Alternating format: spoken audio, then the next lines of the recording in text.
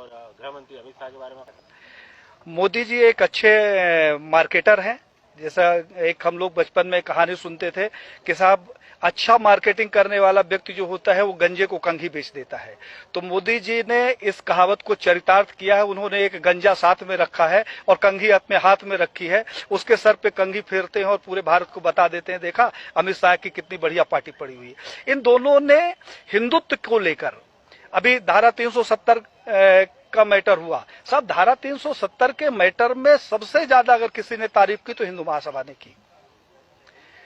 जो मुकदमे न्यायालय के द्वारा होते हैं जैसे राम जन्मभूमि, तो साहब जब न्यायालय के द्वारा हो गया तो इसका क्रेडिट मैं नहीं चाहता कि बीजेपी के पास जाए, क्योंकि बीजेपी का इसमें कोई योगदान नहीं है। मुझे वो दिन याद है, भारत के बच्चे बच्चे को ये दिन याद होगा जब 1947 से लेकर हिंदू महासभा राम जन्मभूमि का मुकदमा लड़ रहा था। यही लाल कृष्ण आडवाणी सहित भारतीय जनता पार्टी और आरएसएस के प्रमुख नेताओं ने हमारे नेताओं से संपर्क किया और उन्होंने कहा कि भाई साहब आप लोग इस तरीके से मुकदमे लड़ते रहेंगे, अगर आप कहें तो इसका हम राजनीतिकरण कर दें और अपनी सरकार बन जाएगी तो राम जन्मभूमि का मुकदमा ठीक ठाक हो जाएगा। और साहब हम लोग साइलेंट हो गए, अपनी छाती में इनको बैठाकर पूरे भारत में रथ यात्रा निकाली और उस रथ यात्रा से इकट्ठा हुए 1400 करोड़ रुपए ये लोग डकार गए, जिसका आज हिसाब नहीं है। तो 1400 करोड़ रुपया ये खा गए। हिंदुत्व के नाम पर जो भी प्रखर नेता आगे आता है, कहने के लिए थोड़ा सा बुरी बात है लेकिन कहना जरूरी है, अशोक सिंघल जी को मैंने पत्र लिखा। हमने कहा 1400 करोड़ रुपया जो राम जन्मभूमि का इकट्ठा हुआ कहां गया। अशोक सिंघल जी से हमारा बड़ा आत्मिक लगाव था। उन्होंने उसका जवाब दिया और मुझे फोन किया कि पांडे साहब मैं अयोध्या जा रहा हूं, आप आ जाओ, आपसे कुछ बात करना है। मैं जब अयोध्या गया तो एक गले में वो पीला टॉवल रखते थे, उन्होंने जो शिला रखी हुई थी उसकी धूल झाड़नी शुरू कर दी। हमने कहा कि ये क्या कर रहे हो।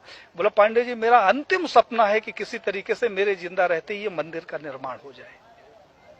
साहब उन्होंने हमारी उनकी काफी गंभीर चर्चा हुई। उन्होंने कहा पांडे जी अभी नहीं तो कभी नहीं।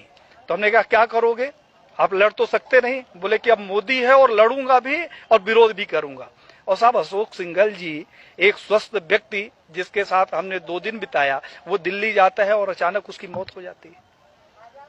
प्रवीण भाई तोगड़िया जिसके पास जेड कैटेगरी की सुरक्षा हो, जो पेशाब करने बाथरूम में जाता है तो पहले बाथरूम चेक होता है और वो रोड के किनारे लावारिस पड़ा मिले, उसकी सिक्योरिटी का पता नहीं और उसका पता नहीं।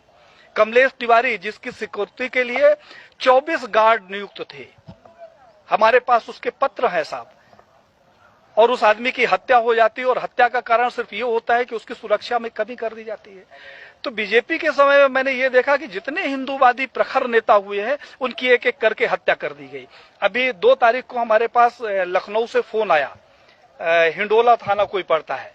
उन्होंने कहा हिंडोला थाना से बोल रहा हूं पांडे साहब, गृह मंत्रालय से पत्र आया कि आपकी जान को खतरा है। तो हमने कहा क्या करूं, तो उन्होंने कहा आपको सुरक्षा देना चाहता हूं। हमने कहा दे दो भैया। बोले कहाँ गार्ड भेज दूं, मैंने अपने घर का पता बता दिया। तो साहब उन्होंने कहा कि मैं वहां नहीं दे सकता हूं, मैं लखनऊ में सुरक्षा दूंगा। मैं रहता मध्य प्रदेश में हूं, पूरे भारत को मालूम है, आईबी रिपोर्टिंग साहब हमारे घर की है और सुरक्षा लेने के लिए मैं जाके थाने में बैठूं कि मैं मर न जाऊं इसलिए थाने में रहूं। इस तरीके का जो इनका दोहरा चरित्र है वो अब हिंदुत्व के लिए हमें लगा कि एक खतरे के रूप में सामने आ रहा है। उस खतरे से इस देश को बचाने के लिए हम लोगों ने एक मुहिम चलाई है जिसमें साधु संतों सहित देश के युवाओं का भरपूर सहयोग मिल रहा है और ये अभियान अब रुकने वाला नहीं है।